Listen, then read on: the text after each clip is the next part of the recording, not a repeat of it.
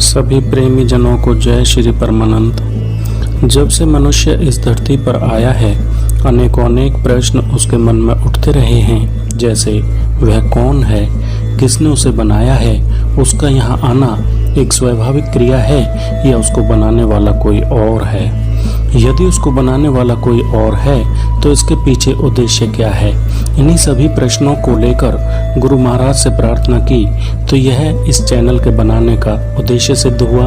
आप सभी से प्रार्थना है कि स्वयं के कल्याण के लिए चैनल को सब्सक्राइब करें तथा अन्य औरों के भले के लिए शेयर अवश्य करें। जय श्री परमानंद।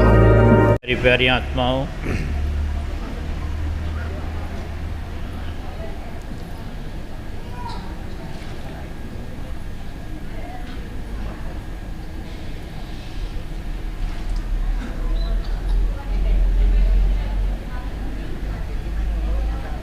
ऐसे समय में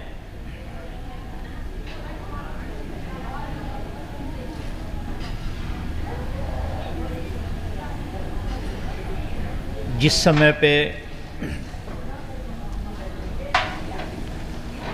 पूरे के पूरे घर किसी न किसी बीमारी से ग्रस्त हैं, कोई डेंगू से, कोई दूसरे फीवर से, कोई वायरल से, खांसी जुकाम तो आम आदमी को है।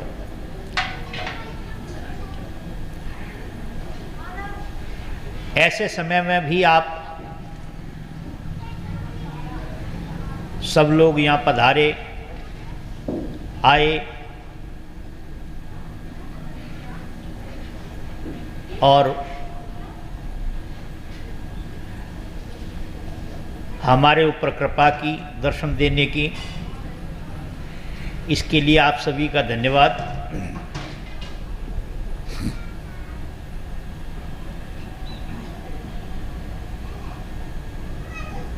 आज का जो शब्द है वो मीरा जी का शब्द है।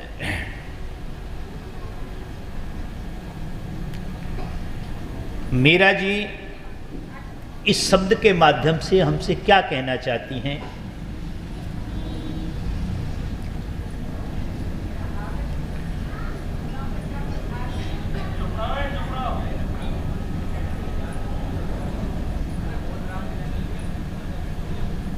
कई बार पहले भी समझाया गया है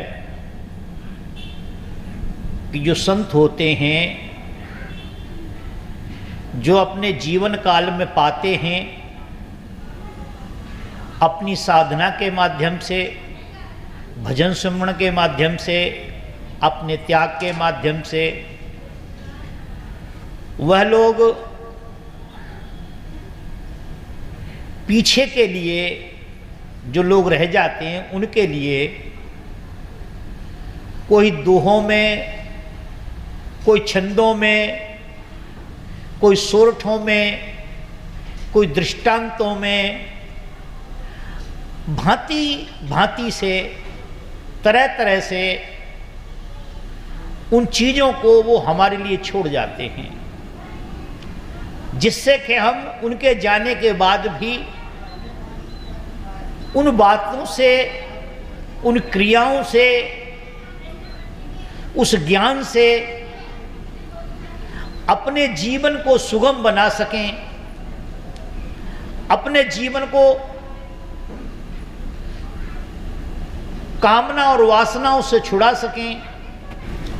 इसी विषय में मीरा जी अपने एक शब्द में कहती हैं कि मायरी मैं तो गोविंद के रंग राती।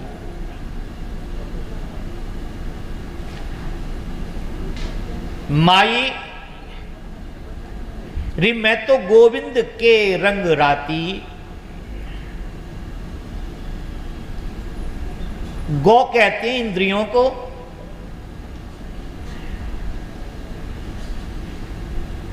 बिंदु कहते हैं प्रकाश को। जो इस इंद्रियों को चलाने वाला है, जो इस सृष्टि को चलाने वाला है, जो हर पत्ते के साथ हवा के रूप में बह रहा है, पानी के साथ लहरों के रूप में बह रहा है, और हमारे आपके अंदर श्वास रूप में जो बह रहा है उसे संतों ने बिंदु कहा है।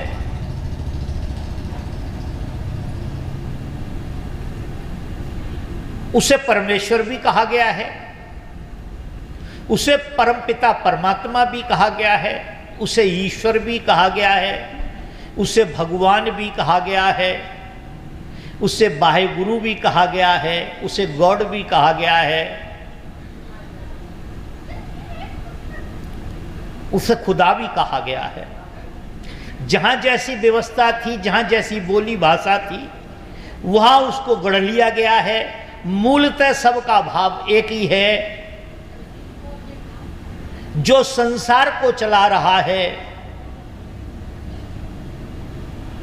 जिसके माध्यम से संसार चल रहा है, जो किसी के माध्यम से नहीं चल रहा, जिसका डर पूरे संसार को है, जिसका भय पूरे संसार को है,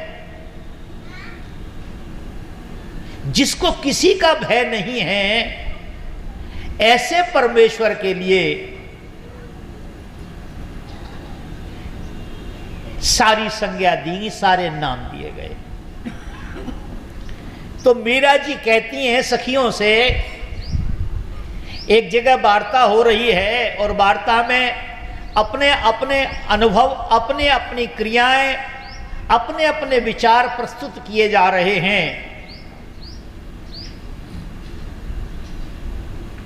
तो मीरा जी भी अपनी बात रखती हैं और कहती हैं कि मायरी मैं तो गोविंद के रस राती। हे माई, ये मेरी बहन, मैं तो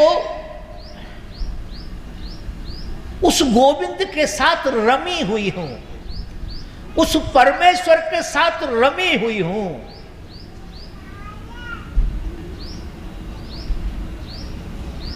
जिस परमेश्वर को आप कहीं बाहर ढूंढते हैं, जिस परमेश्वर को कोई अनंत ढूंढता है, उस परमेश्वर, वो परमेश्वर मेरे अंदर है और मैं उसमें ओतप्रोत हूं।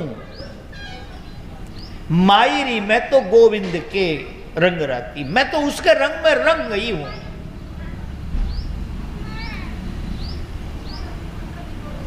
अब इतनी बात कह देना उस समय पे, जिस समय पे ज्ञान नाम की कोई चीज नहीं थी, ज्ञान खत्म हो गया था, अज्ञान का बोलबाला था। केवल और केवल, केवल और केवल वहीं किसी न किसी जड़ की, किसी भी जड़ वस्तु को चैतन्य मान करके और उसकी पूजा करना, उसके परिक्रमा लगाना। उस समय पे मीरा जी ने उद्घोष कर दिया तो बड़ी समस्या होती है। उस समय पे जितने भी संत महापुरुष रहे हैं, उनके जीवन को यदि हम आप देखें तो उनका जीवन जो है बड़ा दुखमय रहा है। चाहे उस समय के राजा रहे हों, शासक रहे हों, समाज के बड़े बड़े लोग रहे हों, ज्ञानी लोग रहे हों, विद्वान लोग रहे हों, उन्होंने उनके जीवन को बड़ा कलिष्ट कर दिया। ऐसा कर दिया कि एक आम आदमी तो उस मार्ग को छोड़ के भाग जाता, मगर नहीं, जो संत होते हैं उनको मालूम होता है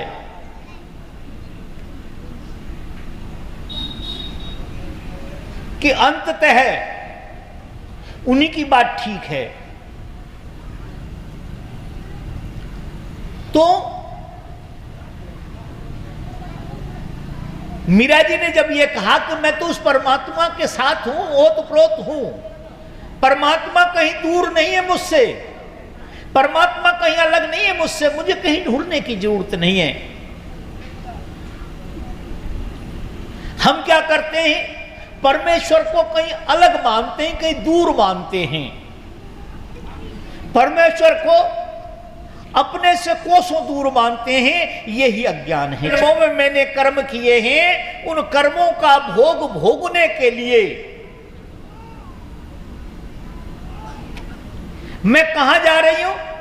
संसार में जा रही हूं। पचरंग चोला पहन सकीरी, हिरमिट खेलन जासी। मैं क्या, हिरमिट माने खेल होता है, मैं खेल खेलने जा रही हूं, अपने कर्मों का हिसाब करने जा रही हूं, अपने सिस्टम का पूरा खात्मा करने के लिए जा रही हूं। इसी संसार में स्वर्ग है और इसी संसार में नरक है। यदि हम इच्छाओं के अधीन हो गए हैं, हम कामना और वासनाओं के अधीन हो गए हैं,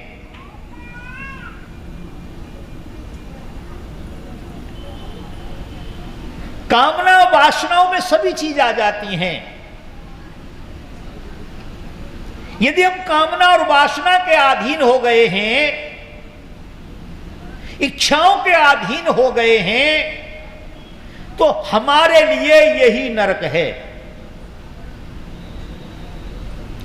एक कुआं भर के पैसे ले आए आप, एक ट्रक भर के पैसे ले आए, 2 घंटे में जुए में खत्म कर देंगे आप। शराब की आपको आदत बन गई, हुक्का बीड़ी की आपको आदत बन गई, और कई चीजों की आदत बन गई, तो आप ये समझ लें कि वो इच्छाएं आपको कभी भी शांत नहीं रहने देंगी, आपके जीवन में 1 सेकंड के लिए भी सुख नहीं आने देंगी। उनकी पूर्ति के लिए आपको पता नहीं क्या क्या करना पड़ेगा, किस किस की बात को सुनना पड़ेगा। जन्म से बीमार हो गए, जन्म से बीमार हो गए, गरीबी के शिकार हो गए। तुलसीदास जी एक चौपाई बोलते हैं कि नहीं दरिद्र सम पातक पुंजा,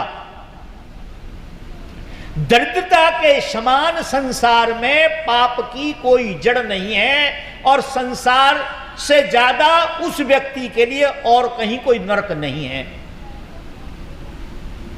नहीं दरिद्र सम पातक पुंजा।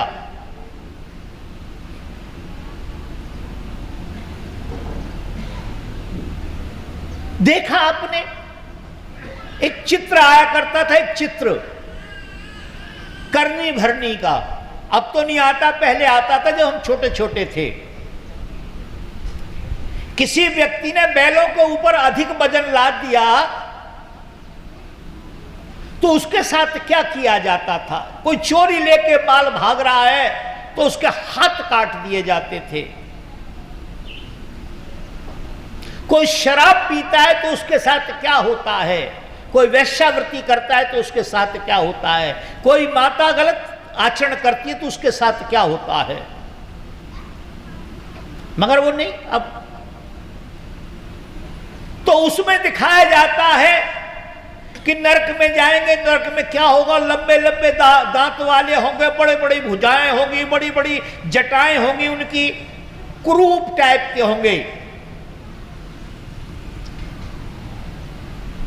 बड़े बड़े कढ़ाइयों में तेल खौल रहा होगा, उसमें आपको डाल दिया जाएगा। कोलू के अंदर उल्टे आपको डाल दिया जाएगा और कोलू चल रहा होगा। एक बड़ी आग जल रही होगी जिसमें आपको फेंक दिया जाएगा। ये आपकी सजा होगी। क्या होगी? ये आपकी सजा होगी, ये आपका पनिशमेंट होगा। क्या भाई विचार करें, जो ऑयल से बॉयलर चल रहे हैं, जो मशीनें चल रही हैं, जब उसका ऑयल का बॉयलर फटता है, क्या शरीर पर चमड़ा भी रहता है? नहीं रहता है। दूसरा जो पानी वाला ऑयल, वो जो क्या ना बोलते इसको, अरे भाई जो स्टीम दे बॉयलर, जब स्टीम वाला बॉयलर फटता है तो क्या हमारे शरीर में कुछ बचता है? बड़ी बड़ी भट्टियां चल रही हैं जिनमें कांच गलाया जा रहा है, जिनमें लोहा गलाया जा रहा है, जिनमें एल्युमिनियम गलाया जा रहा है, और धातु जिनमें गलाई जा रही हैं। 1 सेकंड लगती है, व्यक्ति गया वापस आता ही नहीं है। कहां खोजने जाओगे ऊपर नरक को? यही नरक है। यदि हम इच्छाओं के अधीन हो गए तो, और यदि हमने इच्छाओं को अधीन कर लिया है तो यही स्वर्ग है हमारे लिए। एक बार ऐसा हुआ,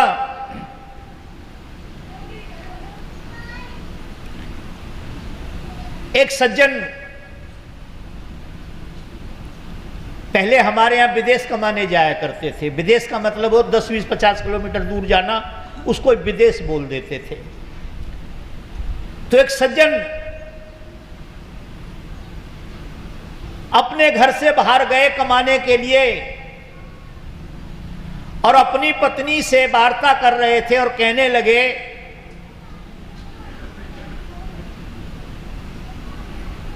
कि मेरा कोई भरोसा नहीं है, मैं 6 महीने में आ सकता हूं, साल में आ सकता हूं, 2 साल में आ सकता हूं, 4 साल में आ सकता हूं। ये धूप में क्यों बैठे, इधर बैठ जाओ ना उठ करके।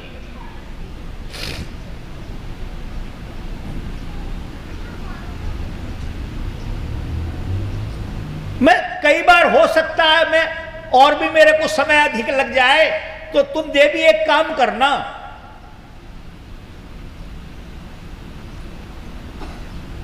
वैसे तो मेरे को पूर्ण विश्वास है आप पे, मगर एक काम करना, यदि तुम कभी विकल हो जाओ और अपने आप को ना रोक पाओ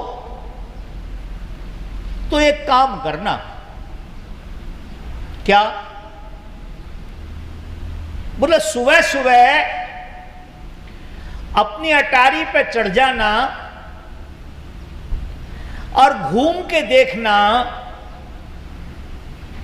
जो सबसे दूर दिशा मैदान को जाए, जो सबसे दूर दिशा मैदान को जाए, जो सबसे दूर सोच के लिए जाए, जो सबसे दूर मल त्यागने के लिए जाए, उसके साथ संबंध बना लेना, मुझे कोई आपत्ति नहीं होगी।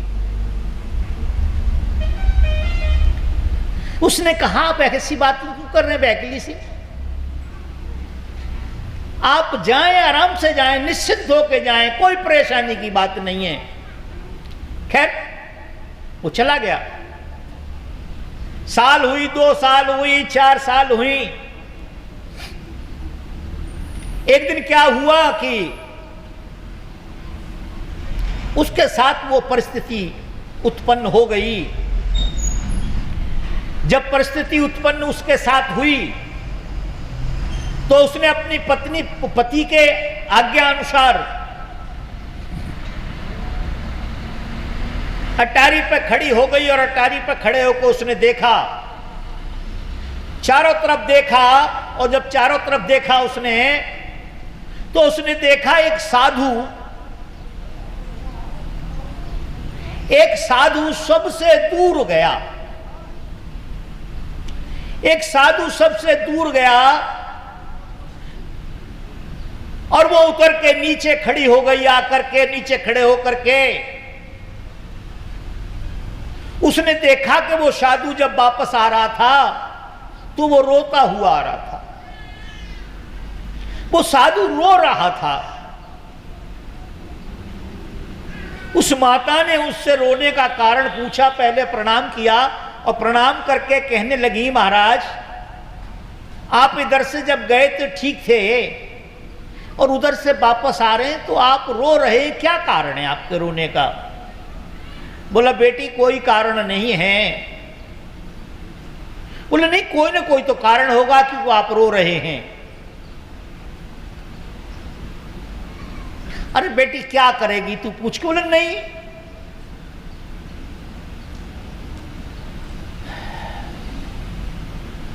उनने कहा कि मैं इसलिए रो रहा हूं, मेरे पास एक मिट्टी का पात्र था, मेरे पास एक मिट्टी का पात्र था, आज वो पात्र टूट गया। मेरे को इसलिए रोना आ रहा है कि मेरा मिट्टी का पात्र टूट गया।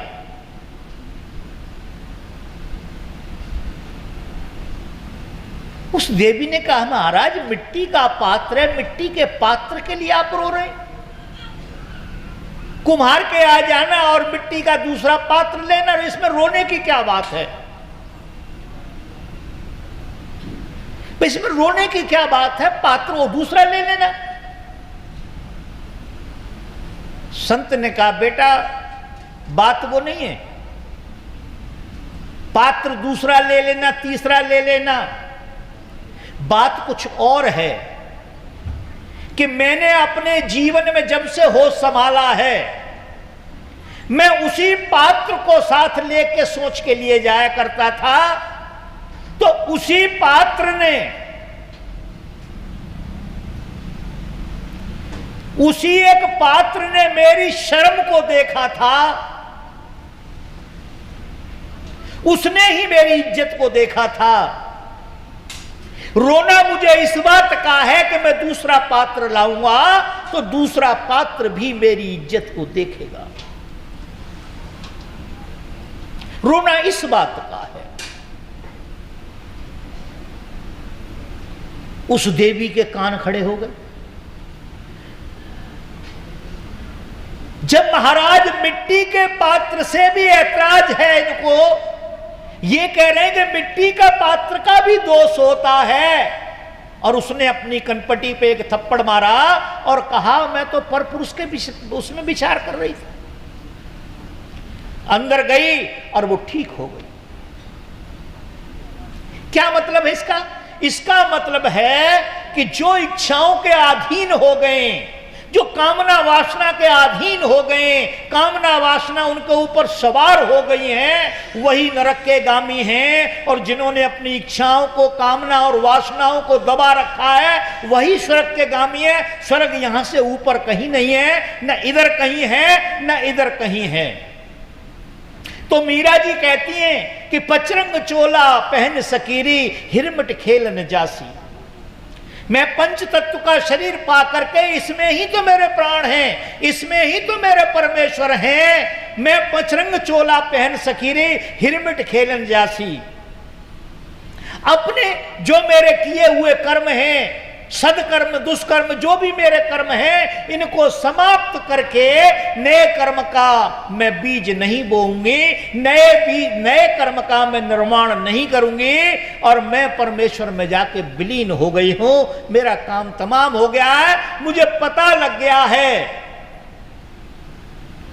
महात्मा बुद्ध एक जगह कहते हैं, जब लास्ट का समय होता है, ऊपर को इशारा करके कहते हैं, करे हे सृष्टिकर्ता, हे सृष्टिकर्ता, मैं तेरे सारी बात को जान गया हूं, अब तुम मुझे संसार में जन्म मरण के चक्कर में नहीं डाल सकते। अब आप मुझे जन्म मरण के चक्कर में नहीं डाल सकते, क्योंकि मैं तुम्हारे सारे विषय को समझ गया हूं। मैं अच्छा कर्म करता हूं तो मुझे अच्छा कर्म भोगने के लिए आना पड़ता है, बुरा कर्म करता हूं तो बुरा भोगने के लिए आना पड़ता है। इसलिए मैंने ये मान लिया है कि मैं कोई कर्म नहीं करता हूं, जो कर्म करता है वो उसे भोगता और भोग करके यहां से चला जाता है। तो पचरंग चोला पहन सकीरी, हिरमिट खेलन जासी। बाहिर मिट में मिलो सामरो, खोल मिली तन गाती। कोई पर्दा नहीं रखा, कोई विक्षेप नहीं रखा। आज क्या करते हैं हम? सभी लोग कहते हैं गुरुजी, हम सुबह ध्यान करने बैठते हैं ना, तभी हमारा मन बड़ा परेशान होता है, उससे पहले परेशान नहीं होता है। क्यों परेशान होता है मन? मन इसलिए परेशान होता है कि मन ने कभी भजन नहीं किया है, मन बाहर बाहर घूमता रहता है। मन कहां घूमता है? बाहर बाहर घूमता है। कभी कहीं घूमता है, कभी कहीं घूमता है, कभी कहीं घूमता है, और भजन के नाम से उसकी मां मर जाती है, भजन के नाम से उसको परेशानी होती है। जैसे चोरों की बस्ती में, चोरों की बस्ती में 4 चोर पहुंच जाएं, बड़ा आनंद आता है। दारू मंगाएंगे और दुनिया भर के बुरे सुरे कर्म करेंगे और आनंद लेंगे, कोई परेशानी नहीं। तो चोरों की बस्ती में जब चोर पहुंच जाए तो कोई आपत्ति नहीं होती है, कोई परेशानी नहीं होती है। और चोरों की बस्ती में पुलिस पहुंच जाए तो समस्या खड़ी हो जाती है। यहां हम सब लोग बैठे, हम में से कोई चोर बैठा हो, पुलिस एंट्री करेगी तो उसे थोड़ी सी समस्या होगी, कहीं मुझे ही पकड़ने के लिए तो नहीं आए। इसी प्रकार से मन का खेल है। मन ऐसा चोर है जो हम सबको नचा रहा है। मौलाना रूम कहते हैं कि दुई को छोड़ एक रंग हो जा, दुई को छोड़ एक रंग हो जा। दुई का मतलब होता है दुतरफा चलना। दुतरफा चलने का मतलब यह है कि गुरु महाराज जो कह रहे हैं वो भी मान लिया है, और जो हमारा मन कह रहा है हमने वो भी मान लिया है। यदि आप कहीं नहीं रुके, किसी पर स्थिर नहीं हुए, तो ना मोम बन के जलेंगे और ना पत्थर बन के कहीं लगेंगे। क्या हो जाएगा? काम तमाम हो जाएगा, कुछ नहीं, कुछ रहा ही नहीं आपके पास। तो कहते हैं दुई को छोड़ एक रंग हो जा, या सरासर मोम या प्रसंग हो जा, या तो अपनी बात को मान लो या संतों की बात को मान लो।